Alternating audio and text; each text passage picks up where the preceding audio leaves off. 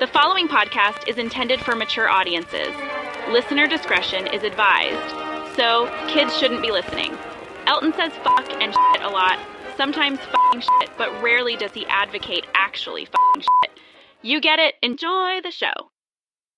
Prepare to embark on a journey of the mind. Alright, that's a little much. I'm not that good, I know. Prepare to be transported. How about that? Prepare to be transported via your own brain.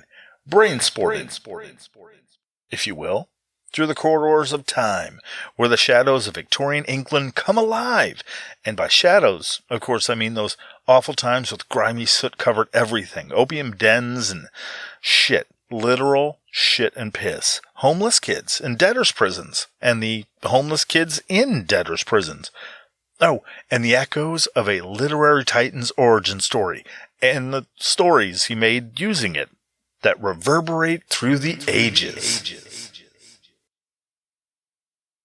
Was that poorly worded? Perhaps. And yes, it was. I'm sorry. In this episode, we'll explore the life of the late, great, and as we'll discover, not so great Charles Dickens in his book, Great Expectations, and find out if it lives up to, the great expectations of people that expect things about, I don't know what I'm saying. We'll delve into the fascinating genius behind the classic Victorian tale and learn why he wrote what he wrote, more or less. Why? Because how often do you run into a guy with a suffix with a suffix named after him? The suffix being Dickensian. Sure, it's not a great one, as it means squalid and poverty-stricken, but I don't have one. Do you have one? I don't care. I'm jealous. Oh, and we'll find out why he wanted to send his wife to an insane asylum. Why can't I say words today? And why? And we'll find out why he hated America so damn much. He for real hated it for a while. Yeah, keep listening to find out why. Countdown for blast off. X-5, 4, 3, 2, X-1, fire.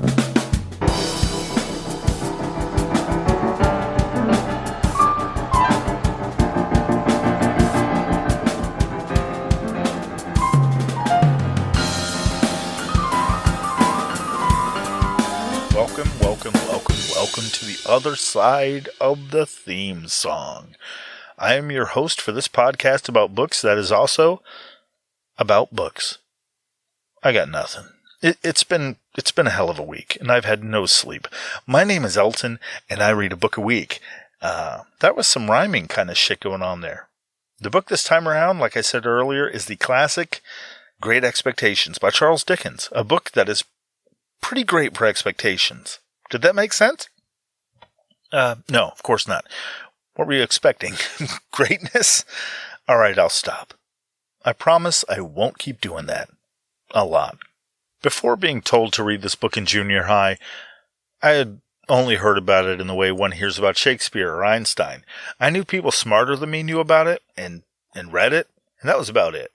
I was pretty sure it was probably about a snotty kid, a snotty entitled kid that, went for a long time getting everything he wanted until one day he was told he would have to fulfill some kind of criteria to get whatever he actually wanted, and it fucking pissed him off. Until he uttered the phrase in kind of a frustrated assholery. Oh, great. Expectations. So, you can imagine my surprise when I actually read the damn thing and discovered it's about a dirt poor kid in dirt poor Victorian England doing his dirt poor best not to be dirt poor. Victorian England, by the way, is by most measures, the worst England. I'm pretty sure if all of history had a vote, Victorian England would be voted the worst England ever, coming in a very close second to medieval England, which had only slightly worse poverty, mortality, and dental hygiene. Oh, shit, England. Old and new, I'm throwing that unwanted orthodontic periodontal shade, okay?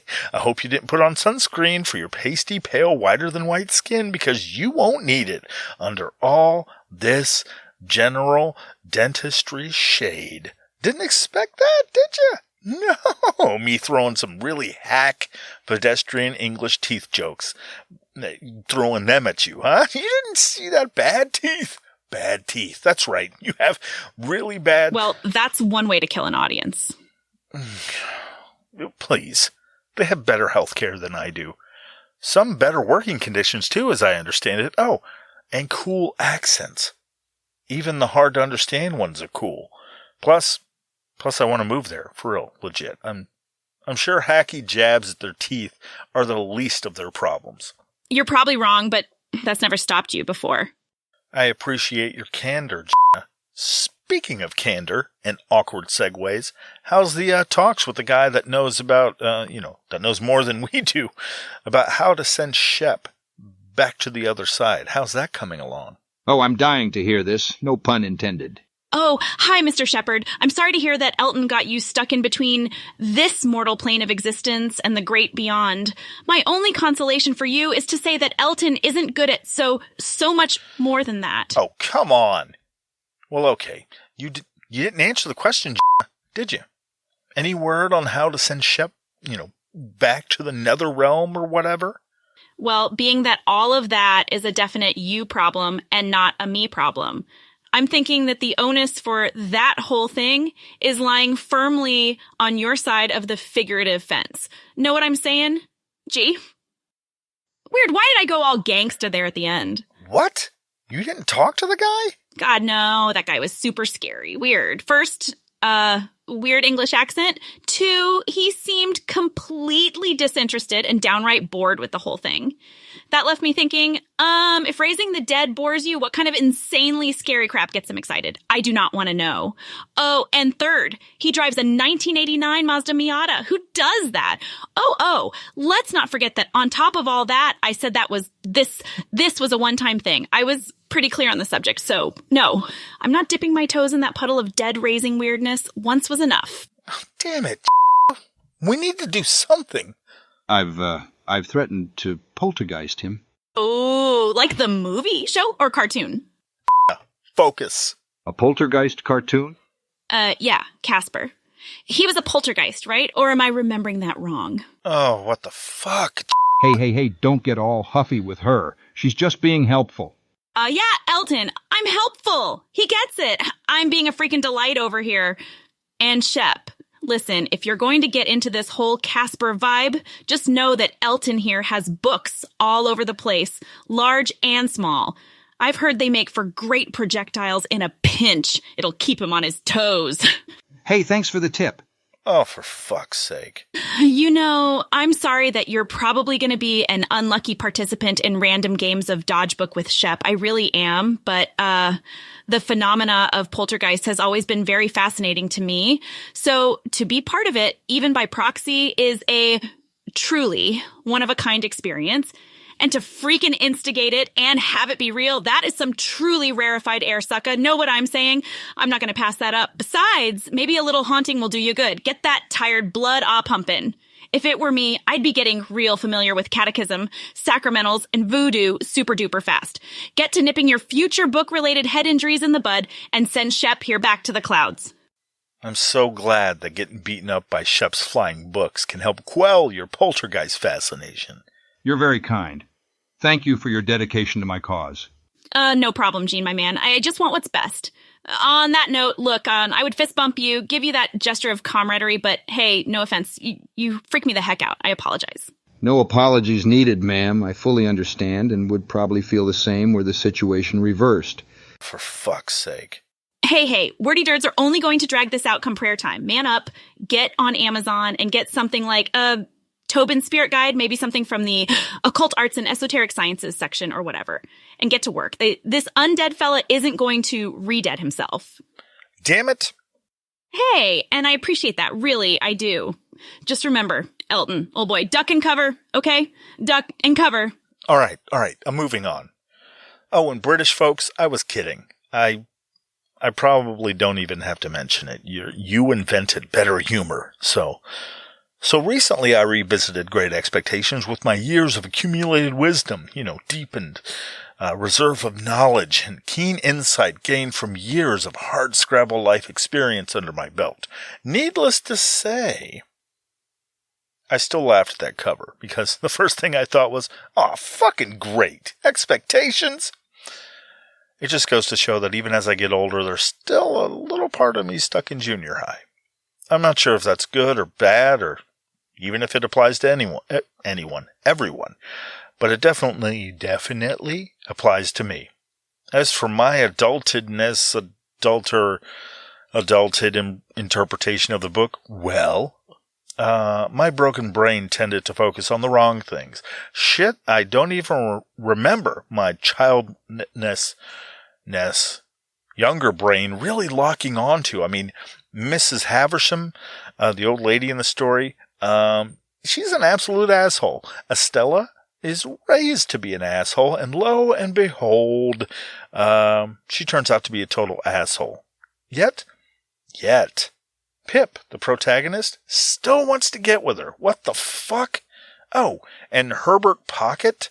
What the fuck with the random fight? The kid picks a fight for no fucking reason. Anyway, sorry. I just randomly, shouting. Sorry, I'm just randomly shouting bits of the story into the ether. But for me, it begged the question, what's the deal with the weird motherfucker that wrote this story about all these assholes? Well, what's his deal? What the shit is Charles Dickens' fucking deal? What the fuck, Chucky Dick? Chuckles Dickens? Okay, I'm done. Charles Dickens was born Charles John Huffman Dickens on February 7th, 1812 in Portsmouth, on the southern coast of England. The city has been one of the main homes of the British Royal Navy since 1194. Jesus Christ. And continues to be an important seaport. Portsmouth is technically the only island city in Britain. Charles was the second of 8 children. So, of course, that means, he had to grapple with his siblings for his father's love. A man who subjected them to brutal cage matches against each other, eventually involving people outside of the family because you can only beat up your siblings so many times. Charles Dickens's fearlessness and ferocious fighting style earned him high praise in the mean streets of London. A few of the local matches were praised as being innovative and savage, leading him to become a local celebrity of sorts, known for trouncing up-and-coming fighters in 1 round or less. One-and-done Dickens took all comers, culminating in a bout that's still talked about by historians today. Her reputation preceded her, as did her ruthless style and lightning speed at which she dispatched other fighters. Boxing legend Sylvia Ball Basher Plath took on Charles Dickens in a bare-knuckle match on a barge. And as legend would have it, after exhausting the pool of fighters in her own time, she time-traveled to battle every bare-knuckle champion through the ages so that she could be crowned the greatest bare-knuckle boxer of literally all time. Nothing? You guys aren't jumping in and interrupting that? I thought somebody, would have something to say about that. Nope. I'm still over here, trying to rest in peace. Sometimes you have to just avert your eyes and let the train keep wrecking, or the engineer will never learn how to drive it, I've never heard that expression. That's horrendous. No? How about sometimes the best lessons in life are blindingly, irrevocably painful? Know that one? Holy shit, no. Wow. Maybe keep the mocking to a minimum there, Elton. I'm pretty sure that's from the Bible. Show a little respect. Well, wow. No, I'm sure it isn't, but I'm moving on now. Oh, you do that. And in the meantime, I'm going to find that chapter and verse just to prove you wrong. Come to think of it, I'm pretty sure it was Jesus that said it. Elton. Okay. Moving on. So Dickens was born in Portsmouth, a city located in Hampshire, England. That's about 70 miles southwest of London, growing up in what is now considered a large family, but back then was just a regular-sized family trying to cheat death. I'm sure Charles didn't have to earn his parents' love via fisticuffs. I'm sure his presence was tolerated as much as any English kid born in the Georgian era, who also happened to just slip into the sub-era called the Regency era. A time when, which I believe we touched on in an earlier episode, or at least about books written and set in that particular era. So many eras, England, already. Stop making so many. You have eras happening inside of eras already. Fucking era inception going on over there. That's a Christopher Nolan movie. That's a Christopher Nolan movie I'd watch. Still, chill the fuck out, England. Charles Dickens' father, John Dickens, was a naval clerk who dreamed of striking it rich and would kill anyone who stood in his way. A straight-up pusher, he would slang that china white to fiends on the corner. For Charles's mother, Elizabeth Barrow, a lovely woman who aspired to be a teacher and a school director, and would also kill anyone who stood in her way. A straight-up pusher who would also slang that china white to different fiends on a different corner. It was a match made in murder. Drug-dealing murder. Okay, sorry. Too many movies growing up. They were just a normal non-heroin dealing, non-greedy to homicidal ends kind of people. You know, well, so far as the sources say. Side note, China White is an old derogatory and racist slang term that was implemented to assuage users from indulging in heroin, you know, by associating it with those dirty, grubby, stupid, drug-pushing Chinese people. Because that's how drug users and illogical stereotypes work. Just add a little racism and everybody will kick their habit and no more drug problem. Racism. The quicker, hate-fueled answer to rehabilitation since at least the 1800s. Fucking hell, people are stupid. The nickname, China White, rather than discouraging people from using heroin, was instead reclaimed by the drug culture as a slang term for it later. It's still around today, but has been repurposed, yet again, for a new synthetic variation of heroin that's cut with fentanyl. It's called 3-methylfentanyl, and is considered to be one of the most potent opioids. Sooner or later, everything old is new again. Stephen King from The Colorado Kid. I'm pretty sure he didn't mean racist dipshit blaming Chinese people for heroin's addictive properties, but generally speaking, it still works. Charlie's dad was an addict, though, but of a different, somewhat equally destructive sort. He was addicted to losing the fuck out of his own money and his family's money. He was absolute shit with it. Charles Dickens had a tumultuous childhood, marked by financial problems, largely caused by his father, that would lead the family to move several times in his childhood. The first time was to Chatham, when Charles was just a child. It was a slightly smaller house, at 18 St. Mary's Place, but it was what the Dickenses could afford, after Daddy John Dickens fucked up the family cash flow. Still, these Chatham years were hugely important for the development of Dickens's imagination. His vivid, astonishingly detailed... Why? His vivid, astonishingly, there it is, detailed memories of everything he experienced there would find their way into his writing later. His love of reading would help too, a voracious reader when he was little. Mary Weller, a teenage nursemaid who was one of 2 live-in servants employed by the family, later reminisced of Dickens as a child. He was, as she recalled, a terrible boy to read, meaning that's all that little bastard did, read. Was he into bare-knuckle boxing like the rest of his friends? No. Did he dip into the China White and hop on the H train to Skagville Heights? No. He was just a punk-reading bitch who complained about my wanting to push him into fighting and drug use all day. Go out and bloody them fists while on drugs, Charlie. Useless child. No. You get it. Reading richly fed his later fiction and inspired some of his finest journalistic essays.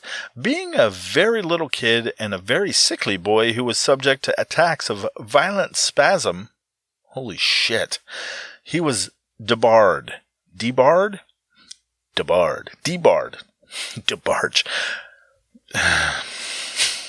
All night long. That's not, I think that's Lionel Richie. What am I doing? He was debarred from sporting activities. So I'm thinking of Debarge, the singer from the 80s, who did the "Who's Johnny?" She said that song. That song he definitely fucking did. Charles Dickens was debarred from sporting activities, so no knuckling up time-traveling Sylvia.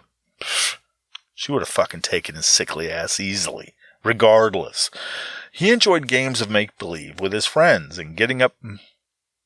the source actually said getting up magic lantern shows, which is like a lantern with one side that has a lens on it that they would put pictures in, and it would show on a sheet or a wall or something. Like I don't know. The fucking thing you put on your eyes and you get it. Projector. Fucking whatever. Also, he would perform duets with Fanny, his oldest sibling and sister. They'd perform comic songs and recitations with, according to Mary Weller, again, such action and such attitudes. Well. Daddy Dickens was proud of his children's singing talents, which were sometimes publicly exhibited at the Mitre Tavern in Rochester. This old city, which adjoins Chatham with its ruined castle, ancient cathedral, and picturesque high street, fascinated the young Charles, and was indeed the birthplace of his fancy. So, how's about that shit? Also, it was the little Rochester Playhouse that gave him his earliest thrilling experiences of what became one of the master passions of his life, the theater. In the years the children were growing up, live theater could be seen all over England. Probably the first live performance Charles saw was a pantomime. It was likely a performance by the great clown, Grimaldi. What a great fucking name, Grimaldi the clown. But that happened when he was about 8 years old. Charles, not the clown, I assume. I assume the clown was probably older than 8 years old. These theaters weren't very good. They were small, dark, and dirty, but they brought the magic theater into his life forever. Charles also participated in school theatricals, in such favorites as the melodrama The Miller and His Men. As he grew up, he developed his talents for acting and mimicry with imitations of, quote, the low population of the streets of London in all their varieties, and, quote, the popular singers, whether comic or patriotic.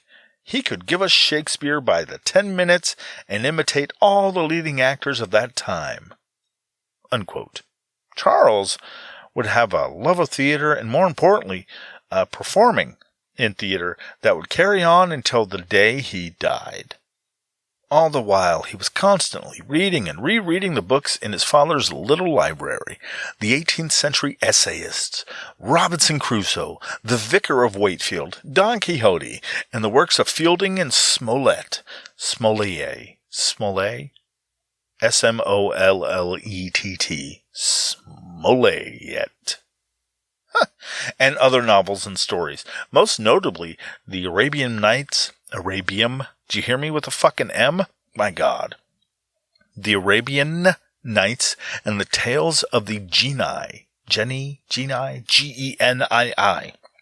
Indeed, these books became fundamental to his imaginative world, as is clearly attested by the innumerable quotations from and allusions to all of them in his writings. In 1822, John Dickens was recalled to London and his family squeezed itself into a smaller house at 16 Bayham Street in the very lower middle-class suburb of Camden Town. This was a great shock to the young Dickens, who was now hearing much about his father's increasing financial problems. Fucking A, Johnny John Dickens, what the fuck? At the age of 10, Dickens was forced to leave school, which didn't sit with him well, but poor is fucking poor, young Charles. Around this time, he became fascinated by the great world of London, transferring to it all the dreaminess and all the romance with which he had invested in Chatham, and derived intense pleasure from being taken for walks in the city, especially anywhere near the slum area of Seven Dials, which invariably inspired him with wild visions of prodigies of wickedness, want, and beggary. Man, Chuck, way to talk about poor thieves and, I don't know, fucking Jesus. Then Charles gets a little fucking pissed. Well, as pissed as a lower middle class kid in the worst era in England's history could be, because while money was found to send Fanny, his sister, to the Royal Academy of Music, none was found for him. What the fuck, bad with money daddy John Dickens? What the fuck? Charles was left, as he once told his friend and biographer John Forster, to be fucked in life as he was in the moment. Fucked, I say. No, I'm kidding. He said he was left to, quote, brood bitterly on all he had lost in losing Chatham, and to yearn to be taught something anywhere, unquote.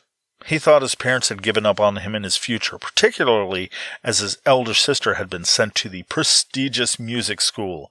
Shit, unfortunately, only got worse for Daddy John Dickens, screwing the family's financial situation as it continued to deteriorate. Plus, a rather desperate attempt of Mommy Elizabeth's to establish a school for young ladies, having utterly fucking failed. That didn't goddamn help. Daddy, poor money decisions John Dickens was committed to the Marshalsea debtor's prison on February 20th, 1824, 2 days after Charles turned 12. Shit. No worries for Daddy, though. No worries for him. He was soon joined in debtor's prison by Elizabeth and all the younger children. God, what a shit time to be alive. A bit on debtor's prisons. What were debtor's prisons? They were institutions in which people who couldn't pay for their debts were incarcerated. For centuries, these jails formed a key part of the British prison system. Charles Dickens didn't go there, though. He went to work in a factory due to his family's financial struggles. Dickens found employment via a family friend at Warren's blacking factory at Hungerford Stairs, just off of the Strand. Those are all places in England, in London. You can look them up. I did. Weird. Why am I still talking about it? I don't know. At the factory, he pasted labels on blacking bottles for 6 shillings a week, which converts, by the way, in modern terms, to just about, fuck you, you're poor, and you'll stay that way forever, in today's money. Dickens would describe it in a letter sent to one of his close friends, John Forster, his biographer person later. Dickens described his time at the factory and how he used the name of one of his friends there in a later novel. In the letter, he said, "I'm fucked. I'll always be fucked, just as hard as in the future as I am in the moment. Fucked, I say, fucked!" Of course he didn't say that. He said this. The blacking warehouse was the last house on the left-hand side of the way, at old Hungerford Stairs. It was a crazy, tumble-down old house, abutting, of course, on the river, and literally overrun with rats. Its wainscoted rooms and its rotten floors and staircase, and the old grey rats swarming down in the cellars, and the sound of their squeaking and scuffling coming up the stairs at all times, and the dirt and decay of the place rise up visibly before me, as if I were there again. The counting-house was on the first floor, looking over the coal barges and the river. There was a recess in it in which I was to sit and work. My work was to cover the pots of paste blacking, first with a piece of oil paper and then with a piece of blue paper, to tie them round with a string, and then to clip the paper close and neat all round, until it looked as smart as a pot of ointment from an apothecary's shop. When a certain number of grosses of pots had attained this pitch of perfection, I was to paste on each a printed label, and then go on again with more pots. 2 or 3 other boys were kept at similar duty downstairs on similar wages. One of them came up in a ragged apron and a paper cap on the first Monday morning to show me the trick of using the string and tying the knot. His name was Bob Fagin, and I took the liberty of using his name long afterwards in Oliver Twist. Thank you, fake Dickens. Faux shizzle, eltizzle. That was weird. Yikes. Working at a factory at 12-ish, 13-ish, fucking hell. When I was at that age, I was just figuring out what to do with my pee-pee and ouch pouch, and what they were all about. I can't imagine hitting puberty while putting in overtime in a factory. And it was a long fucking day back then. 14 to 16 hours a day, especially in some Victorian era hellhole, just makes it worse. Just standing there labeling shit while your body is doing its hormonal change thing. Bottles and labels for hours and days on end. And in the 1800s, dirty soot-covered assembly line kind of situation. Jesus. With ever more oily skin, zits. Maybe cracking, maybe your voice is cracking while getting so many unscheduled surprise boners. Guys know what I'm talking about. They just happened. No reason for it, but bam. There it was, announcing its readiness for ridicule, trying its damnedest to pique the interest and judgment of anyone in the vicinity. Fucking embarrassing. Plus, all the shoddy labeling work from trying to hide it. Can't even fucking imagine. Meanwhile, production is coming to a standstill all the time while everyone nearby is pointing and laughing. A person in the line is all, "Why's your dick so hard, you freaking weirdo?" I can't help it. I don't know what's happening. It's just doing it. You freak! Oi! Everyone! I think the little pervert's turned on by the labels. Gross! Is that what's doing it for you, eh? The label, you label wanking Dickens. I'm telling you, I don't know why. It just happened. And then the shop foreman shows up and it's, oh my! What the Dickens is this, Dickens? Again, Dickens? Again? We talked about this, Dickens. You Dickens. You're going home, you little freaky-dicked monster. I'm not a monster. Me pee-pee just has a mind of its own. And that's where the slang usage of using Dickens as a slang term came from. You're welcome for not only the lesson, but the visuals too. No, that's not where Dickens came from. The Dickens, you say? What the Dickens does he want? That actually comes from Shakespearean times, or earlier, as a stand-in for, ready? The word devil. It has nothing to do with Charles Dickens. So now you're welcome. And sorry for all the visuals. I'm trying to sort out my issue with inserting penis talk into book talk. Seriously. I gotta schedule an appointment with a therapist once I can afford one again. Speaking of which, please consider contributing to the podcast's Patreon page so that I might get the help I need for all my penis insertion into book talk issues. Oh, and there are exclusive podcasts, so yeah, that too, on the Patreon, not the penises. I'm pretty sure you can't get a podcast on those. In those? Penis? Moving on. Now, he was on his own. Charles Dickens was on his own, while the rest of his family roomed in a cozy jail cell with Daddy Dickens. Young Charles Dickens lived in a miserable shithole of a lodging house, working long hours in squalid conditions, supervised by cruel, pee-pee making fun of masters. So, of course, Charles's surprise boner factory experience deeply influenced his writing, witnessing the harsh realities of poverty and the plight of the working class. And okay, probably not a surprise boner episode in there, but still, it changed his worldview. The factory work did, that is. Dickens later described this period of his life as a formative influence on his social consciousness and his commitment to advocating for social reforms. Yeah, but that surprise hard-on shame to good use, Chuck. I do really need to get into therapy again. Though Dickens lived away from his family for only 4 months, John Dickens left the prison on May 28th, having been through the insolvency court, and as luck would have it, received a legacy from his mother. That's kind of like an inheritance. But his son seems to, Charles seems to have remained. Jesus, I can't speak right now. But Charles seems to have remained working in the blacking factory for another 9 to 10 months. The traumatic experience shaped the rest of his life. I don't know what I'm doing. I went Sean Connery all of a sudden. He came to believe the money and position in Victorian England meant something. His early encounters with such grave conditions gave Dickens rare and deep insight into life's inequalities and greatly enriched his writing. I don't know why I did that. From the day that he entered Jones's school until the day he died, he told no one, his wife and his friend Forrester being the only exceptions. He told no one about his time in the blacking factory or about his father's imprisonment. His parents seemed likewise to have maintained a total silence on the subject.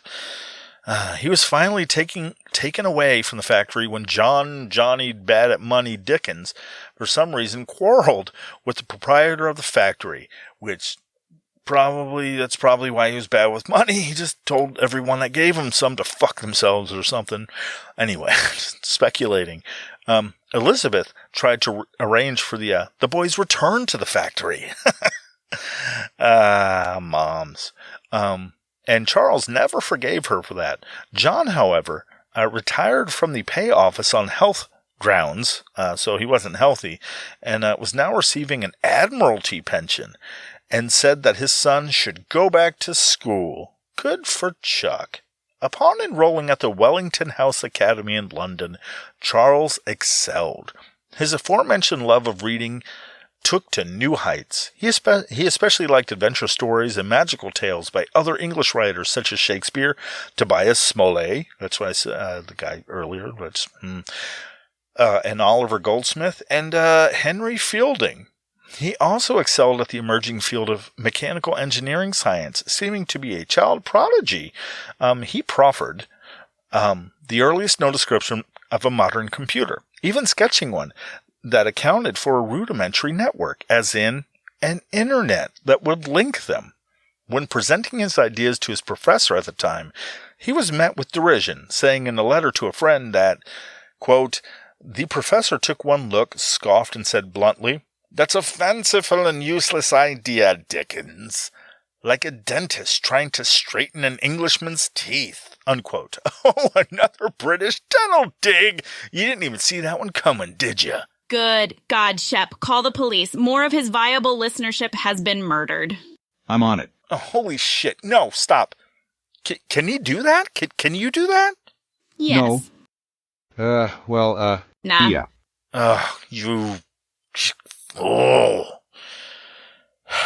Moving on. Of course, Dickens didn't conceptualize a computer way back in the 1800s. That's just crazy talk. I just think it's fun to think so. Like he was ahead of the curve and everyone just shut him down, even though, hindsight, he was totally right. But people back then, constantly shitting on him is just funny to me. So he resigned, and then after they shit on him, he just resigned himself to writing. Just like, I can't do anything else right, I guess. Like, yeah, no, you're right. It's terrible. Don't know what I was thinking. I guess I'll just stick to the writing then, I guess. Don't mind me. If you're new, I'm kind of an idiot. At the time of his enrollment, Dickens began submitting penny-a-line material, whereby writers were paid per line for their work, to the British press, much like the pulp writers we talked about in the Doc Savage episode. You should go listen to that after this one. Just it's fun, and you get some stone you get some private Stoneblood dollar stuff in there for no reason. All right, and if you don't know what that is, that's the Hitler's Holy Relics episode. Just look at me dropping them all in here for no fucking reason. Only Writers were paid a penny a word for the Pulp Fiction stuff. What Dickens submitted largely took the form of factual information about fires, accidents, and police reports. Dickens took great pride in meeting deadlines and beating other reporters to key facts, and his sharp accuracy was well respected. In March 1827, the Dickens family's finances were again in crisis, and Dickens's schooling once more ended suddenly. His parents could not afford to complete his education, and at 15, Dickens reluctantly left school to begin the tedious routine of a law clerk, earning 15 shillings a week. A small pay raise from the 6, but fuck. 15 shillings a week, by the way, is exactly what Bob Cratchit's wages were in A Christmas Carol, written by Charles Dickens. He was law clerking at Ellis and Blackmore's Legal Eagle Injury and Unemployment Compensation, where their jingle was, "We don't earn a penny until you do. Then you owe us that penny or it's off to the fucking poorhouse prison. You hear us? Do you fucking hear us?" I'm kidding. It was called Ellis and Blackmore's, and then nothing. That's it. That's all I know. Yeah. During his leisure hours, he greatly extended and deepened his knowledge of London's street life and London's popular entertainments, meaning strip clubs and prostitutes. You see, at 15, Charles Dickens was, by Victorian standards, a grizzled old man and damn near middle-aged. He had a mortgage, 2 ulcers, and a horse and buggy that, quote, weren't going to pay for themselves. So he partook in the city's pay-for-play titties. And who could blame him, right? Puffing away on his pipe next to the dimly lit stages as women danced and took things off, and he'd often drone back then, "Back in my day, we would label bottles in factories, and wouldn't you know it, a boner." Unquote. Or something. Sorry. Tangent. I'll continue on with what actually happened, not fantasy. He would check out London, its street life and popular entertainment. That is true. And a fellow clerk, George Lear, later recalled, "I thought I knew something of the town, but after a little talk with Dickens, I found I knew nothing. He knew it all, from Bow to Brentford." Dickens taught himself Gurney's system of shorthand in just 18 months during that time. It's a difficult task that he immediately parlayed into a job as a newspaper reporter. In November of 1828, he left the lawyer's office to share a box for freelance reporters in Doctors' Commons, rented by Thomas Carlton, a distant family connection. I guess a box is a place in an office, like a cubicle, or possibly like a post office box. Maybe they all shared the same box so people could give them assignments there. I don't know. If anyone knows, let me know. It just says box. By 1828, John Dickens, his father, had launched into a new career as a journalist himself, and had established himself as a reporter on his brother-in-law's newly launched paper, The Mirror of Parliament. So, Dickens wanted in on that shit. To give it a shot by jumping in at the Mirror of Parliament. I mean, it was founded by his fucking uncle, so getting that gig was probably pretty easy, I think. He gained a great reputation for accuracy, quickness, and sharp observation. He covered the Reform Bill debates, legislation that extended voting rights to the previously disenfranchised, an experience which both cemented his commitment to reform, while at the same time instilled in him a lifelong suspicion of reformers. The paper didn't pay, though, when Parliament was out of session, so Chucky Dickens took to freelancing as a reporter for the newspapers The True Sun, The Mirror of Parliament, as mentioned before, and The Morning Chronicle, where he eventually landed a spot on the staff there. It was around this time that Charles also started publishing tales and sketches of street life under the pseudonym Boz in periodicals such as Monthly Magazine, Bell's Weekly Magazine, and again, The Morning Chronicle. In 1832, he was taken on to the regular staff of the evening paper of The True Sun. While that was happening, Charles Dickens's factory embarrassment pointed him in the direction of its true calling, folks. Ass. Sometime during 1829, he first met a diminutive beauty called Maria Bednall. He fell head over heels in love with her. Dickens wrote about their first meeting. I saw her looking at a gown through a dressmaker's window. I approached her sheepishly, choosing to pose her, but a simple query. "Excuse me, madam," I asked.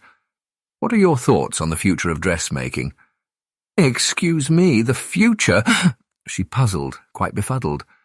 "Yes, milady, you see, I postulate that the future of garment production and manufacture lies in more efficient procurement of raw materials for textile production to better cultivate a never-before-seen mass consumption. Those processes will allow the creation of garment factories to reproduce facsimiles of dresses, much like that one there in the window, but in great abundance. This will in turn both reduce their cost and increase their availability to fine ladies such as yourself. It needn't be limited to dresses, of course. Everyone will be able to afford different outfits of the same high quality. Multiples, even. The implementation of such a scheme is an idea I very recently sketched out. Should you like to see it?" She looked me over, the puzzlement never leaving her face. After a time she turned back to the window again and said, No, I would not like to see it, good sir. Should you be curious as to the reason for my denial, I would only say that's the absolute dumbest fucking thing I've ever heard in all my life." And I replied, "Yes, of course, I don't know what I was thinking. I should stick to writing. My apologies, madam." That didn't happen, of course. This was a bit. Another absurdist, nonsensical aberration in the narrative that in all likelihood is the result of Elton's steady and unfortunate diet of stand-up comedy, Monty Python and raunchy, age-inappropriate comedies as a child. Forgive him, for he should know better, but, I imagine, is beyond help at this point. Thank you, fake Dickens. Glad I could be of assistance. Oh, Mr. Dickens, I wouldn't. You'll only encourage him. Stay out of this. Whoa, did you see that? No? I could swear you would have seen it. Ah, well, too bad. It's time for an ad. His passion for Maria was to dominate his emotional life for the next 4 years, causing him a fuck ton of torment. Not so much because of the objections that Maria's prosperous banker father no doubt had about entertaining a struggling young freelance reporter with a last name that's a nice way of evoking Satan in polite conversation, especially entertaining him as a prospective son-in-law, but it was because of Maria herself. It seems she seems to have been had a flirtatious disposition, so that Dickens could never be sure of her real feelings toward him. She sometimes treated him with indifference, and sometimes she seemed to encourage his affections. The old hot and cold. Some people can be manipulative shits. If you're in a relationship and you're having this done to you, get the fuck out. It doesn't get better. Believe me. Cut ties and run. You deserve better than that shit. Let that manipulative motherfucker dwindle in your rearview mirror. Later in life, Maria claimed that she truly cared for him. Classic manipulative dickhead. His steely ambition to mark the world in one way or another was given a keener edge by his passionate desire to make her his wife. He sought to improve himself by reading in the British Museum. He read the Shakespeare and the classics, English and Roman history, and he applied for a reader's ticket, which is like a library card at the. He applied for that at the first possible moment, just after his 18th birthday. He even thought that becoming an actor would goose his chances with her, going so far as to set up an audition, but he missed the appointment. In early 1833, when Charles turned 21, he threw himself a coming-of-age party, which is something I thought you did when you were like 15 or 16 or something, but whatever. Charles, you do you, man. I mean, regardless, the Bednalls were invited and accepted the invitation. During the evening, Dickens spoke privately to Maria. He spoke of his feelings for her, and she insulted him badly by referring to him as a boy. Ouch! Their relationship ended later that year. Maria Bednall went on to become Mrs. Henry Winter. echoes of this relationship with Maria would find its way into many of his later novels, like inspiring the character of Dora in David Copperfield, the character of Flora Finching in Little Dorrit, and the relationship between the characters Pip and Estella in Great Expectations.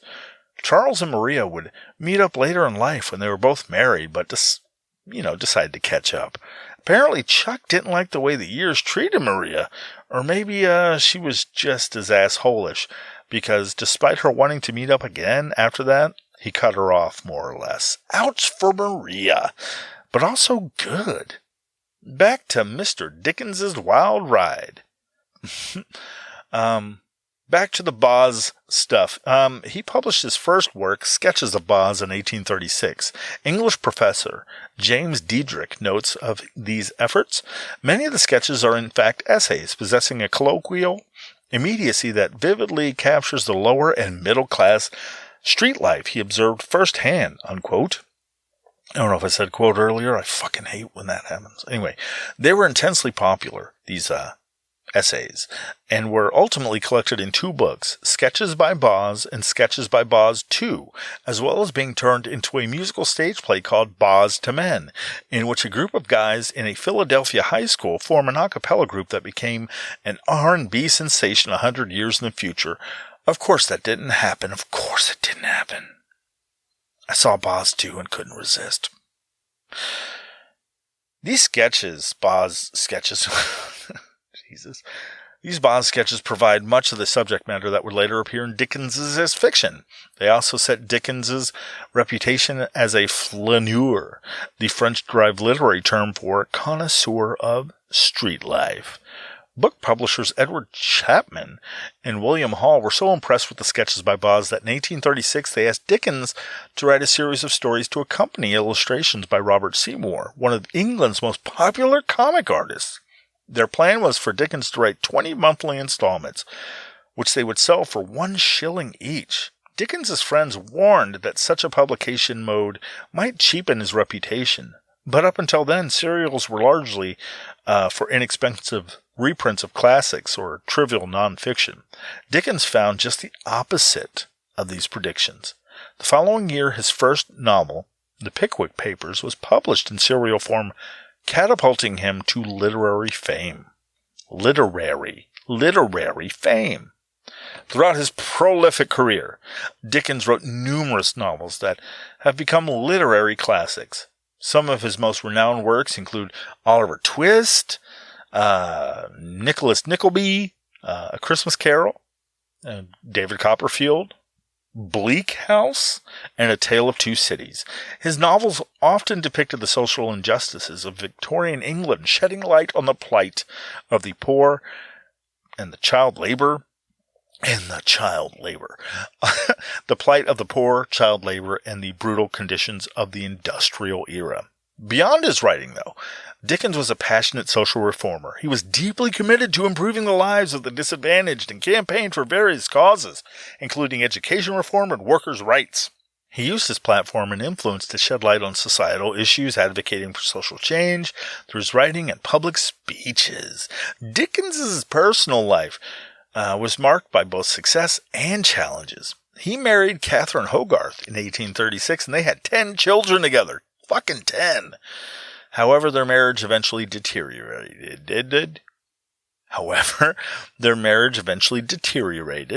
And they separated in 1858. The breakdown of this marriage deeply affected Dickens, and it had a profound impact on his later works. As it should have, because it turns out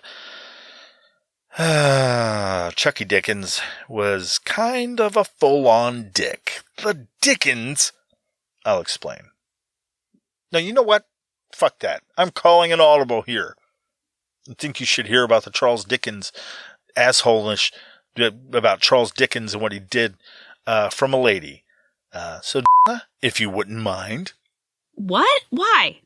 This is the Elton Reads a Book a Week podcast. That's you, buddy. Why are you trying to drag me in to run your Fleabag circus? Fleabag? What?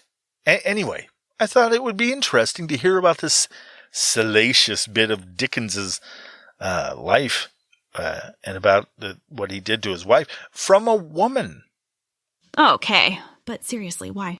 To fucking shake things up in, I don't know, ye old Fleabag circus.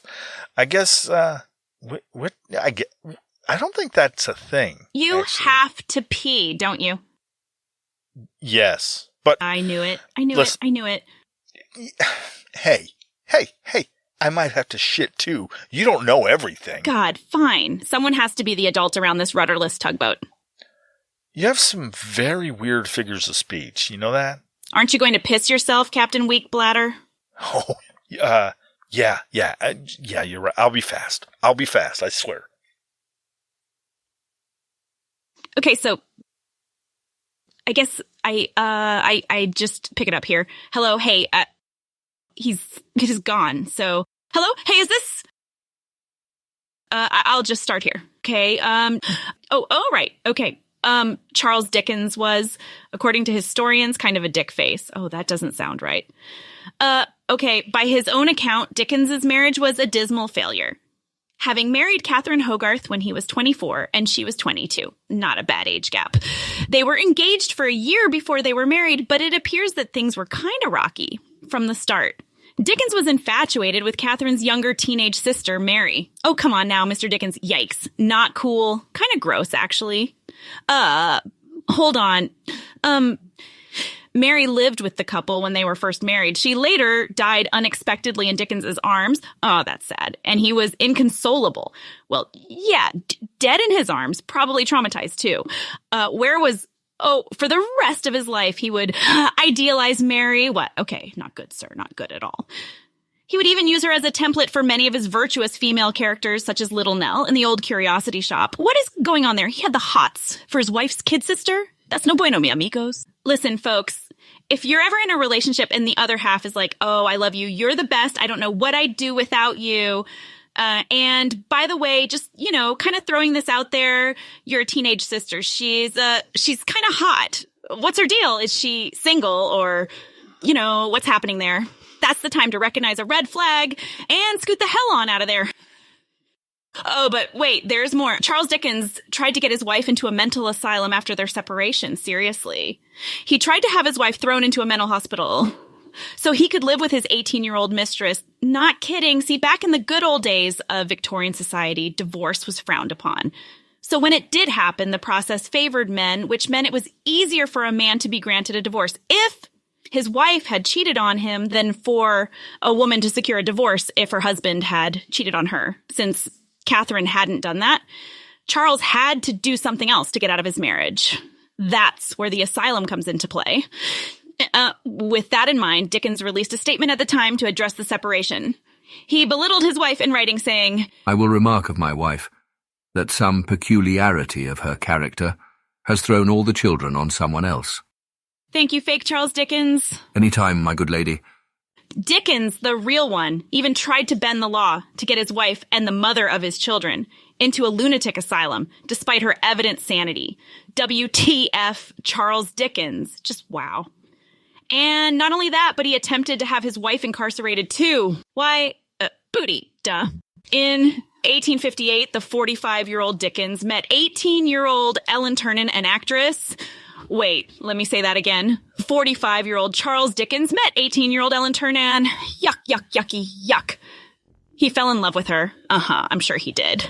And in spite of Victorian conventions, made the decision to separate from his wife. Were there other reasons at play here? Well, it just so happens that Charles kind of fell out of love with his wife's looks.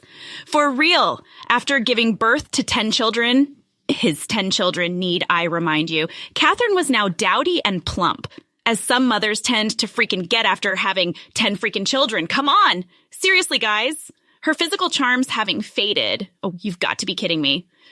Dickens now found himself confronted by the fact that he and his wife had nothing in common. They had children in common. Hello? Unintellectual and unimaginative, though by all accounts a warm and loving person, Catherine began to repulse Dickens.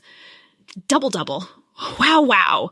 Despite it being his doing, as I said before, divorces and separations favored men, which gave Catherine no claim to Dickens' assets or income. That's unbelievable after 10 kids. Ridiculous. Charles offered to provide fairly generously for her financially, though the custody arrangement for the children seems quite harsh. Oh, and whoa, is it? Their son Charlie went to live with his mother while Dickens kept all of the other children, to be raised at Dickens' estate by Catherine's surviving sister Georgina. Most of the children would not speak to their mother again until after their father's death. How's about that, folks? Just toss out the old devoted wife of 20 years and mother of your children for a young 18-year-old actress. Oh, and keep the kids from their mother until you die, and then, the kicker, having your freaking sister-in-law raise them. At the time, there were rumors circulating that his separation from his wife of 20 years was because of the young actress or having intimate relations with his ex-sister-in-law / current sister-in-law, Georgina. Yuck. It's well known that Dickens did, in fact, have an amatory relationship with at least Ellen, that's for sure. Though it's not clear to what extent they were involved before his separation from his wife. Still, it was considered adultery anyway, because he and his wife were still technically married. You have to think that if he was lying to his wife about the nature of his relationship with Ellen, that maybe it's possible that there was some truth to his alleged improper relationship with Georgina. Oh my God, Charles Dickens was a creep. It would appear that he was indeed. You're just getting back now? I got a drink, okay? And maybe a brownie. Oh, whatever. Here, finish it. I'm done. I feel dirty now. That's right. Run back to the ether web, inner cyber mesh, wherever you go. Now you know how it feels. I feel dirty all the time. Back to the Dickensian Dickens. In addition to his literary achievements and being a mean creep to his wife's siblings and loved ones, and dating with a huge age gap, Dickens was also a performer, as mentioned earlier. He embarked on reading tours where he entertained audiences with his dramatic readings of his own works, captivating listeners with his vivid character portrayals and expressive delivery. How's that for a turn? Jumping back a little bit, by the way, to when he was still married. In 1842, on Valentine's Day, New York held a magnificent event, a ball dedicated to the renowned English author Charles Dickens.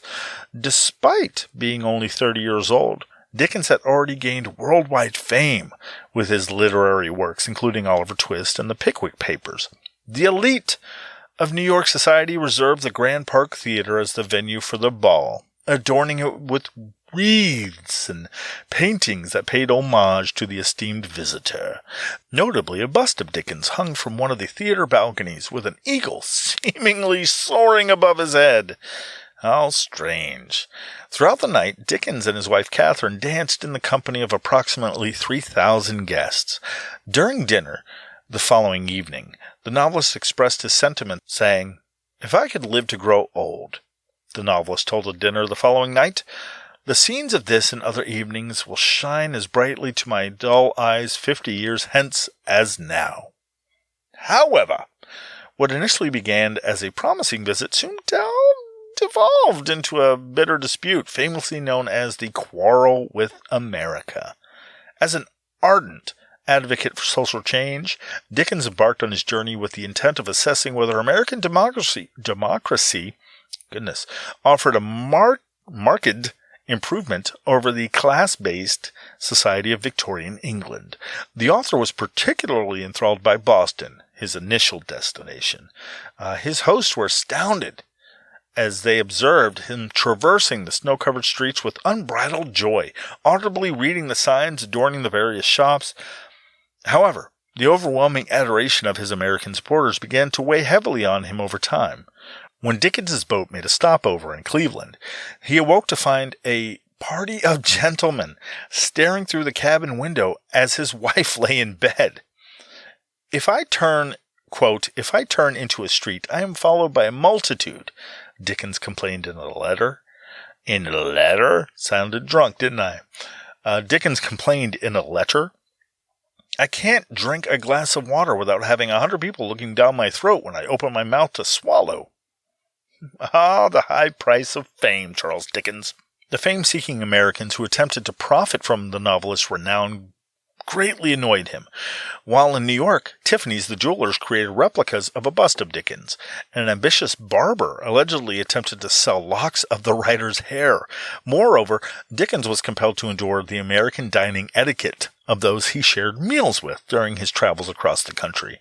In his book, recounting his time in America, titled American Notes, Dickens portrays Midwesterners at dinner as, quote, so many fellow animals, who, quote, strip social sacraments of everything but the mere satisfaction of natural cravings, unquote. According to Professor Jerome Meckier, the author of Dickens, An Innocent Abroad, quote, the longer Dickens rubbed shoulders with Americans, the more he realized that the Americans were simply not English enough, unquote, says Professor, Meckier. He increasingly found them domineering, boastful, coarse, impolite, insensitive, and most significantly, driven by a relentless pursuit of wealth. Even back then. Dickens had, not all of that, but driven by the relentless pursuit of wealth. America. Dickens had planned an entire week in Washington to determine if American politics lived up to his lofty expectations. May I throw this in here? His great expectations. Fucking stupid. Sorry. While there in Washington, he explored the Capitol, engaged with American politicians, and attended President John Tyler's morning reception at the White House. However, Dickens's experience left him in a state of extreme displeasure, with his enduring memory of the city being the widespread habit of spitting tobacco in the streets. In his book, American Notes, Dickens expressed his frustration, stating, quote, Washington may be called the headquarters of tobacco-tinctured saliva. Dickens continued to fume in American Notes. The thing itself is an exaggeration of nastiness, which cannot be outdone. Washington, Dickens chuffed, was the home of, quote, despicable trickery at elections, underhanded tamperings with public officers, and cowardly attacks upon opponents, not opponents, opponents, with scurrilous newspapers for shields and hired pens for daggers. That's some good fucking writing, Charles Dickens. Anyway, regarding the politicians, Dickens concluded that much like the rest of America, the American population, their motivations were driven by monetary gain rather than noble ideals. Expressing his disappointment in a famous letter, Dickens wrote, I am let down. This is not the republic that I had envisioned. Let me do that again. Dickens wrote, quote, I am let down. This is not the republic that I had envisioned, unquote. At this point of the journey, Americans were equally frustrated with Dickens as the author was with them. The problem at hand was a new one, the matter of intellectual property. A quick definition of intellectual property. Okay, from the much smarter than me people at Stanford. Intellectual property is generally characterized as non-physical property that is the product of original thought. Typically, rights do not surround the abstract non-physical entity. Rather, intellectual property rights surround the control of physical manifestations or expressions of ideas. Intellectual property law protects a content creator's interest in their ideas by assigning and enforcing legal rights to produce and control physical instantiations of those ideas. During the year 1842, there were no existing international copyright laws that protected Dickens's work or intellectual property, allowing Americans to freely access pirated editions of his writings. Upon witnessing his immense popularity in the U.S., Dickens came to the realization that he could potentially increase his income twofold if his American admirers began to pay a fair price for his literary creations. Quote, I am the greatest loser alive by the present law, unquote, he complained in letters that he wrote home. Dickens broached the subject delicately with his American audiences, emphasizing the potential benefits of a copyright law for both American writers and himself. During literary dinners, he presented his argument, highlighting the mutual advantages that such legislation could offer. He stressed that he would, quote, he would rather have the affectionate regard of my fellowmen, Yes, that is a word that he wrote. Rather than have the affectionate regard of my fellow men, as I would have heaps and mines of gold. Unquote. But the American press turned on Dickens, accusing him of mixing pleasure and business. Quote, "We are mortified and grieved that he should have been guilty of such great indelicacy and impropriety," unquote, said the New York Courier and Inquirer, then the country's most popular paper. Quote, "The entire press of the Union was predisposed to be his eulogist, but he urged those assembled not just to do honor to his genius, but to look after his purse also," unquote. Dickens's visit to America ended with both sides accusing each other of being vulgar money grabbers. I get it. After his arrival back in England, Dickens released 2 publications detailing his journey to America. Alongside the critical travel account titled American Notes, he also portrayed the country in a scathing manner within a section of his subsequent significant novel, Martin Chuzzlewit.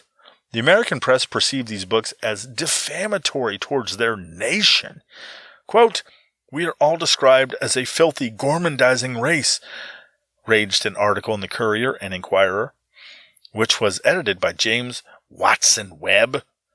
It described Dickens as a, quote, "low-bred scullion, who, for more than half his life, has lived in the stews of London," unquote.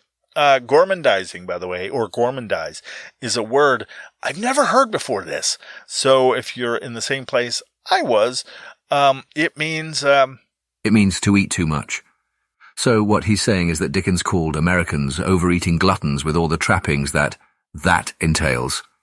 Thank you again, fake Dickens. You're very welcome indeed, sir. And if it wouldn't be too much trouble, I'd rather faux, sir. Faux Dickens. Sure, okay. Dickens faced the disapproval of his American acquaintances, including the renowned writer Washington Irving, who found it difficult to forgive him for mocking their nation in his written works. Quote, "Americans felt they'd welcome Dickens into their country as a hero," says Professor Meckier, "and now there was a sense that he was a traitor." For Dickens scholars, the quarrel with America marks a significant shift in his work. Dickens had a traumatizing experience in America, Professor Meckier says. He became less radical, less optimistic, and he downgraded his view of human nature. Wow. Dickens portrayed his more pessimistic outlook on life in his later novels, including David Copperfield and Bleak House. Despite the disagreement, these books achieved comparable sales to his earlier works. Ultimately, it was his enduring popularity with American readers that resolved the conflict. In his final years, Dickens started conducting immensely popular public readings from works like A Christmas Carol. To gauge the response of American audiences, he dispatched an emissary to assess his reputation. It's so weird. And upon receiving positive feedback, he traveled back to the U.S. in 1867 and 68. Dickens had no reason to be concerned about his reception. To say that his audience followed him with delight hardly expresses the interest with which they hung upon his every word, wrote the Boston Journal. It was not Dickens, but the creation of his genius that seemed to live and talk before the spectators. Almost all of Dickens's American critics were won over by his performances, and the quarrel was declared to be over. Dickens's second coming was needed to disperse every cloud and every doubt, said the New York Tribune, and to place his name undimmed in the silver sunshine of American admiration. Most of that came from a site called BBC.com. Apparently they're pretty authoritative, a pretty authoritative entity in media circles. So yeah, check them out. They put out a lot of stuff about Great Britain for some reason. I'm kidding. Thank you, BBC, for the information. Though I'm 1000% sure that you'll never hear this praise, I hope to pay a licensing fee for you one day as a person living in England, should I ever successfully convince my wife to move there with me. Maybe after this podcast piggybacks on a sudden surprise resurgence of returning, to reading physical media, wherein I can finally leave my shit job and do this full time, so I can convince the British government that I already have a job that's mobile, and won't be encroaching on their underpaid, underappreciated workforce. Speaking of which, join my Patreon. There are extras there, a couple more podcasts and outtakes, like the idea to do a bit, actually, about Charles Dickens becoming a gangster rapper 100 plus years before actual gangster rap ever happened. It's bizarre. The link is in the episode description. Sales pitch over. Moving on. Charles Dickens cranked out a lot of very successful novels and other pieces, and was a very successful stage performer and spoken word performer for years, building a worldwide fan base. It was amid that fame that he worked on his latest novel, The Mystery of Edwin Drood, for most of the day on June 8th, 1870. Typically, Dickens devoted his time to writing in the morning, but on this particular day he had lunch with his close friend John Forster, who would be his biographer later. He had lunch with him before returning to his novel in the afternoon. At 6:10 p.m., just after reuniting with his family for dinner, Dickens suffered a stroke. 24 hours later, the renowned author of Victorian England passed, leaving behind a remarkable literary legacy. His works continue to be celebrated for their vivid characters, social commentary, and compelling narratives, making him one of the most influential and enduring writers of the English language. Dickens's contribution to literature and his commitment to social justice continue to resonate with readers around the world, ensuring his place in the pantheon of literary greats. One of those contributions is what we'll be hitting on right fucking now. Great expectations. Great expectations. Or known to people like myself who don't stupidly change the title for no reason. Just great expectations. The setting and events in the book mirror a lot of what happened in Charles's own life, which, apart from David Copperfield, is his most autobiographical novel. Pip, the novel's protagonist, lives in the marsh country, for instance, as a young boy. In the opening scene of the book, Dickens describes the marshes as a dark, flat wilderness, intersected with dikes and mounds and gates, with scattered cattle feeding on it, and describes the River Thames as a thin line on the horizon. Dickens used to take long walks with his father through the area, and would continue to do so, often walking there when he returned as a successful author to live in nearby Higham. Pip, the story's protagonist, also works at a job he fucking hates, much the same as Dickens did in that fucking factory. Only Pip was a blacksmith's apprentice, and Charles, was an awkward preteen, allegedly getting random boners on the factory floor. Allegedly. You can't prove he didn't. Pip also considers himself too good for his surroundings and experiences material successes in London at a very early age, exactly as Dickens himself did.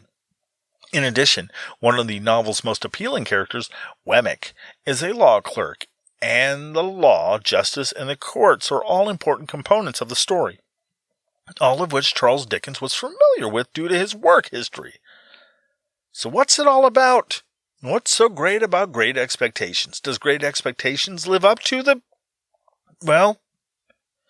Great Expectations? They don't. Thanks for listening, everybody. You have a good night. If you enjoyed this episode of... I'm kidding. Stupid. Great Expectations is a novel by Charles Dickens. The novel was first published as a serial in Dickens's weekly periodical all the year round, from December 1st, 1860 to August 1861. In October of 1861, Chapman and Hall published the novel in 3 volumes, Dickens's 13th novel. It is set in the early 19th century England, and tells the story of the orphan Pip, who is raised by a blacksmith and his sister, but later comes into great expectations of wealth due to a mysterious benefactor. The novel was very popular when it was first published, and it remains one of Dickens's most popular works today. Pip, an orphan residing with his abusive sister and her husband, Joe Gargery, the village blacksmith. Pip's sister, when first encountered in the novel, is a straight-up asshole, while Joe is a simple... Pardon me. Hi. I mean, sure, fake Dickens. What's going on? Actually, sir, I'd much prefer faux Dickens to fake, if you don't mind. I feel it lends an air of regal flair and distinction that I find missing from traditional English. Sure. What I don't understand. How can I help? I guess. Thank you kindly, sir, for talking with me. I'm so sorry for interrupting.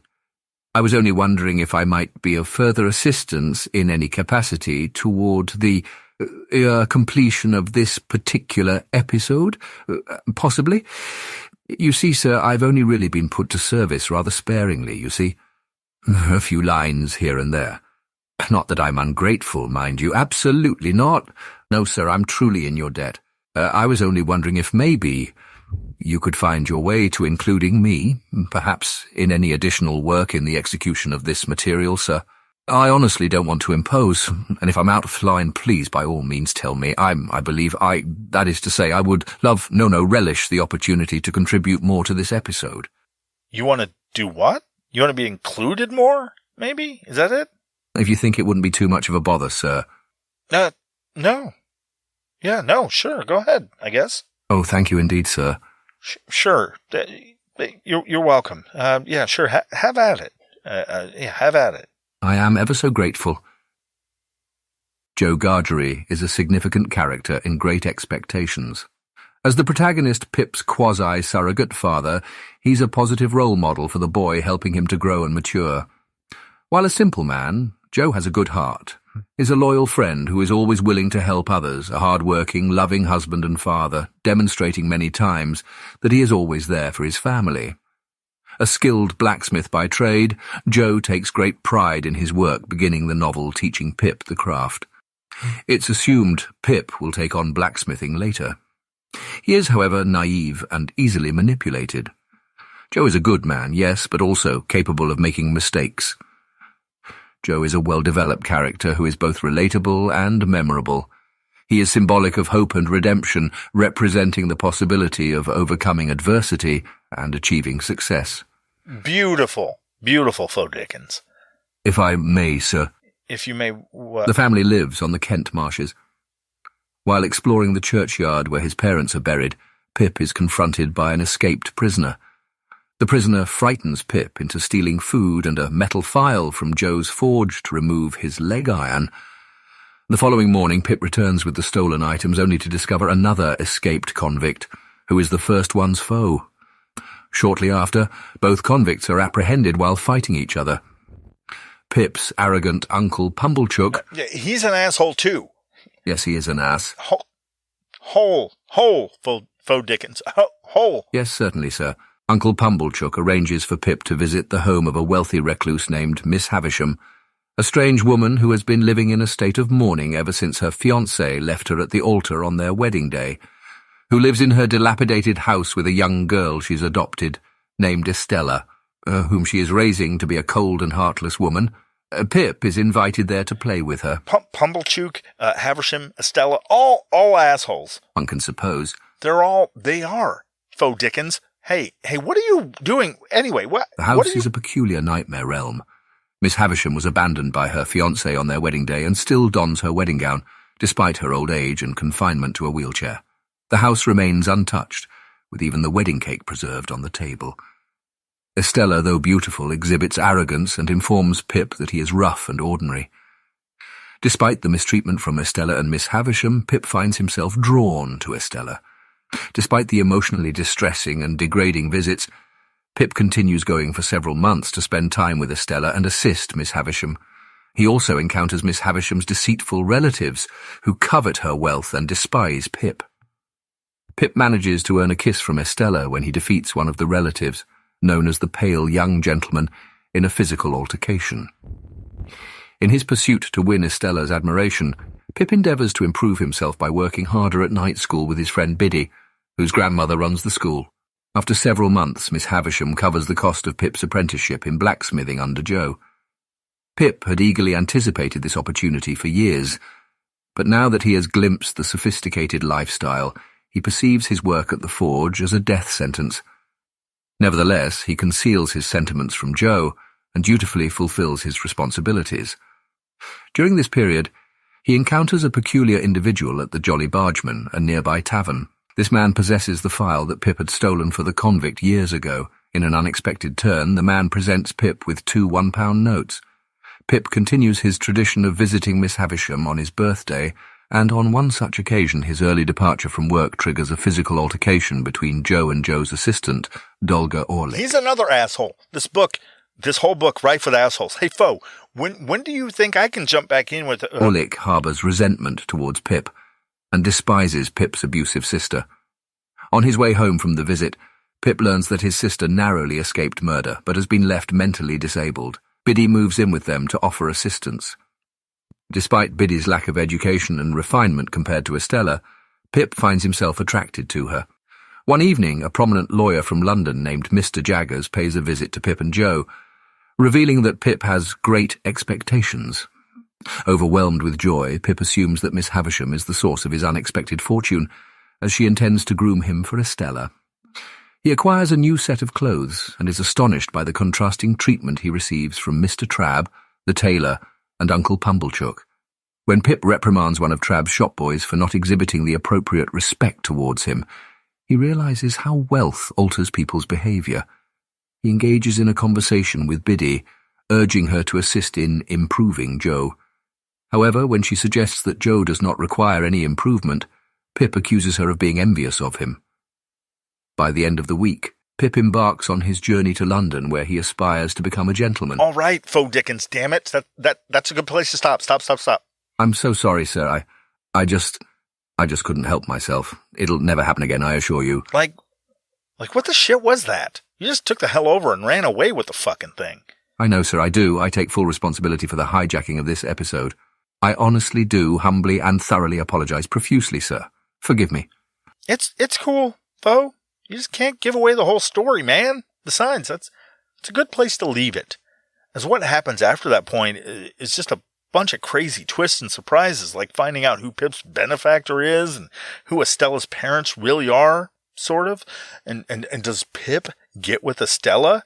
I mean, read it. It's a great story. It really is. You find out what happens with Joe and Biddy and the whole slate of characters that are in it. Miss Havisham, all of that. And Pip, does he end up fucking rich? Or what, right? What happens to Pip? I could just tell them, sir. It really would be no trouble at all. No, damn it. People should read more, and this is a great story for them to read. Read it, folks. Listen, read it. You won't be disappointed. Plus, it's a public domain book, so it's free. Fucking shit. I should have told you to buy the Amazon affiliated link version of the book. I get a little kickback from Amazon if you do. I shouldn't have told you it was free. I should have sold you on it, before telling you the novel is free online anywhere.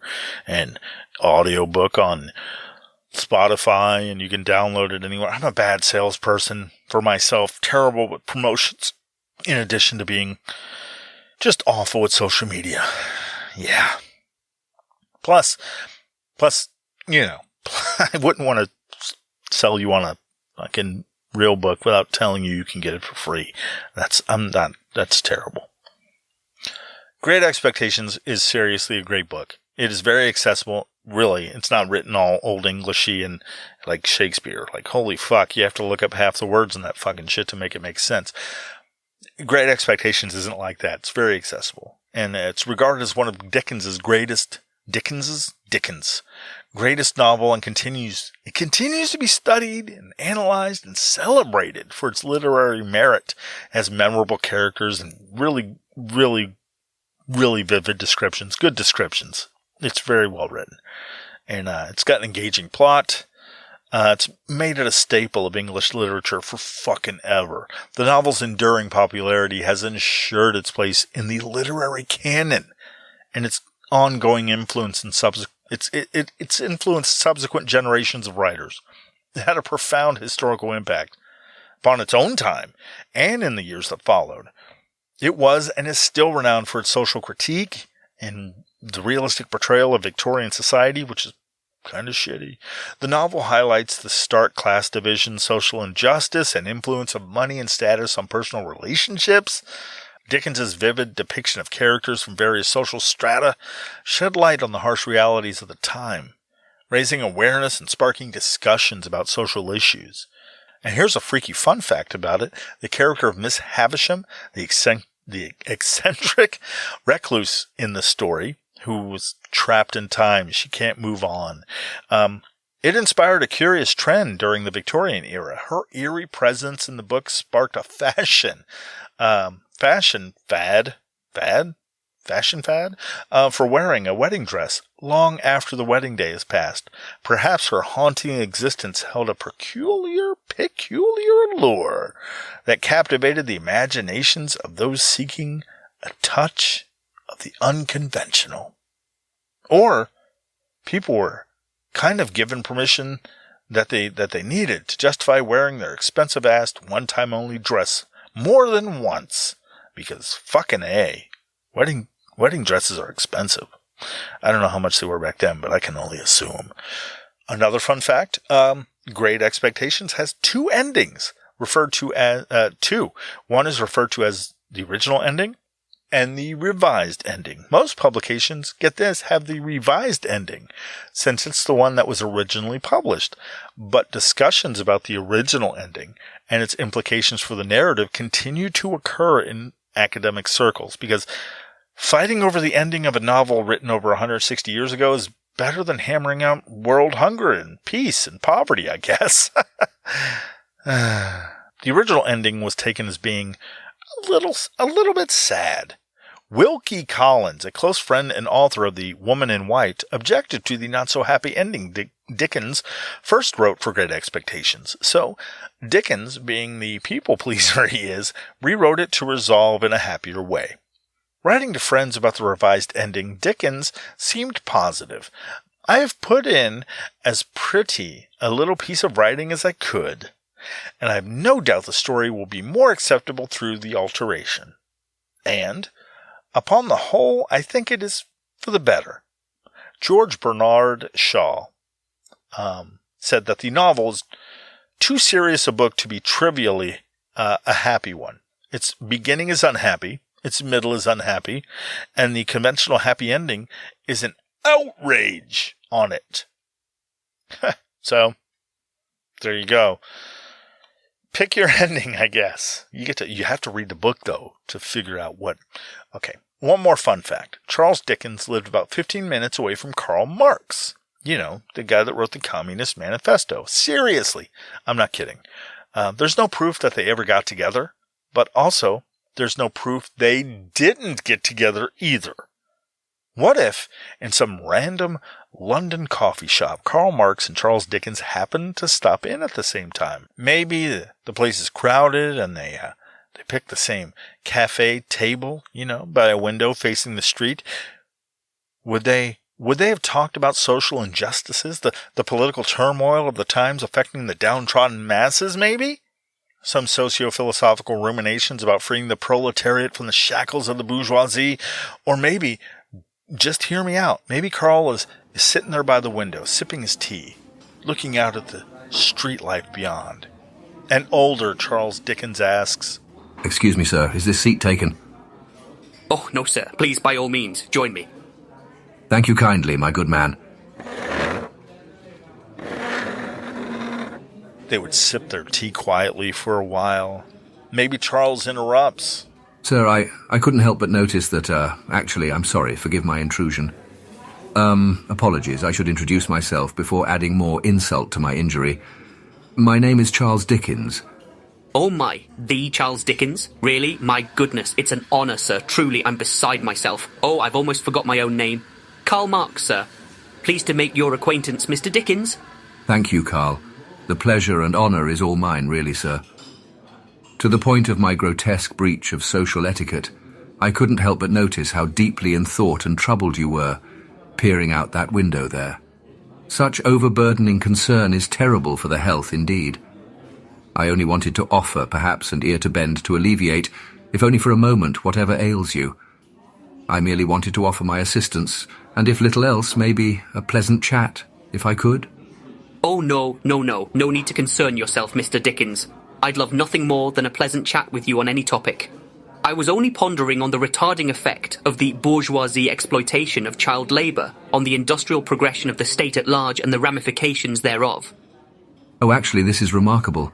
I believe I might contribute some rather compelling, albeit embarrassing, material on that very subject. Though it is purely anecdotal, it may substitute as a first-hand account or testimony, rather. Though, of course, that is to say that you're not easily vexed by a discussion involving pubescent factory workers being chastised just for being assailed and blindsided by their own anatomy in the form of spontaneous, hormonally instigated erections. By Jove, no. Surprise boners? Are you kidding? I find the subject both disturbing, troubling, and yet infinitely fascinating. What is the deal with that, right? Where in God's name do they come from? And more importantly, why? Am I right, Mr. Dickens? Exactly, Karl. Exactly. Especially when they occur in a factory setting. I mean, the social stigma and mockery alone, it's enough to make one vomit. Well, if you'll allow me to let my personal cowardice hold sway for a moment, I'll avoid a trove of unpleasant details, good sir. I can only say that in those overly excited moments, I often wanted to just, I don't know, seize the means of production, you know, to be the one to bring that whole godforsaken factory to a screeching halt. The wretched overseers just expected everything to keep droning on in those horrifying and embarrassing moments. There I am, ruddy-faced and rock-hard, sir, a hostage of my own ghastly anatomy. Then, adding insult to injury to get castigated mercilessly, I can still hear the horrid foreman's raspy-throated ignorance echoing in my memory. "Dickens," he'd say, "control that reckless cock and balls of yours before it goes tipping another bottle to the floor." Or that Dickens, he just can't control his dick end. Indeed. Then all the other workers laughing rushed in to fill that awkward, humiliating void. So much laughing, cruel, ruthless bastards, the lot of them. Now wait, what you said? That's very interesting what you mentioned there. Seizing the means of production. You may be onto something, Mr. Dickens? Yes, were the proletariat to seize the very means of production, they could set their own agenda, couldn't they? Dictate the terms of their place in the societal hierarchy, or even decide an entirely new one, whole cloth, freeing themselves from bourgeois oppression. Yes, that's very interesting indeed, Mr. Dickens. I think you might be onto something, sir. Seizing the means of production, I dare say, might be the very concept to anchor and clarify a point in my developing philosophy on socio-economic restructuring. I've been struggling to put it into words properly for so long. Thank goodness for this chance meeting. Leave it to a brilliant writer to succinctly refine it. Thank you. Yes, I suppose it could be meaningful in that application. Fine, whatever. Regardless, as I was stating it as a reaction to my being mocked in an overtly cruel way, all for, atrociously I might add, all for exhibiting normal bodily function for a child my age. An overworked, underpaid child. I had no control over my wee Willy Winky, any more than that bastard of a foreman has over the sky. Control your dick end, Dickens. Then the revolting laughter from that collection of loathsome, vulgar half-wits.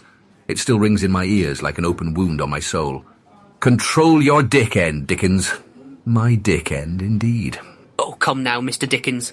As a man of such palpable talent and intellect, surely your cynosure on adolescent pee-pee problems could now be seen as a trial, by which the result made you the success you are today. Besides, good sir, given the gulf of time between then and now, surely you have to admit, Dickens, control your dick end. Now that is just bloody hilarious. Fuck you, Karl Marx. Seriously, a dick joke is where you landed on this one? What? That's a semi-solid callback. What's the problem? Psh, where do I start? You could have talked about Charles Dickens' writing habits. The guy would start writing at 9 in the morning and worked non-stop till 2. He'd stop for lunch and then take a walk around London for 3 hours. 3 hours! You didn't even think to drop that in. I ran out of time. 9-hour podcasts are a little ridiculous, don't you think?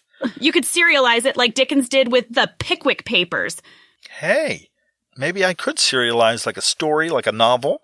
Like have a storyline, while also including the other books.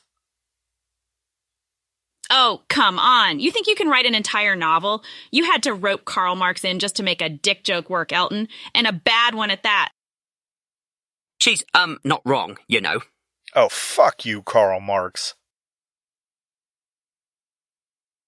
Thank you for listening to Elton Reads a Book a Week. If you enjoyed this episode and want to contribute to the production of the podcast and become one with the podcast, become part of the lifeblood of the podcast, then please consider contributing via Patreon. Link in the description, because I think I advertised the fuck out of it in the episode, didn't I?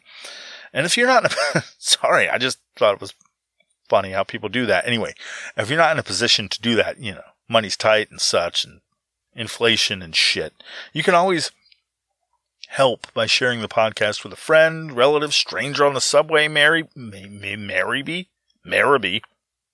What fucking word is that? Share it with a stranger on the subway, or any stranger anywhere. But and I'm in no way condoning anything like this, but maybe it gets written in a public space, in a bathroom stall, Elton Reads a Book a Week, maybe tagged on a building. Who knows? I have no way of predicting which way your creativity will take you. And by the way, vandalism is a crime if you're caught. You've been warned. Above all else, though, thank you for listening. I appreciate it. I really do. So much. You have no idea. And do yourself a favor, by the way. Start a book this week. I'm not kidding. Start a book. Read a book this week. Don't let them die out. Thank you very much. Bye-bye. Bye-bye. Bye-bye.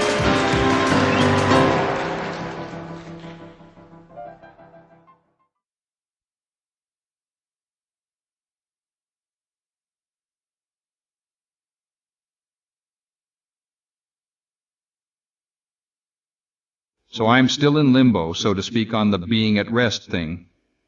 Any word on when that's going to get handled? Hello? Anyone? Oh, for Pete's sake.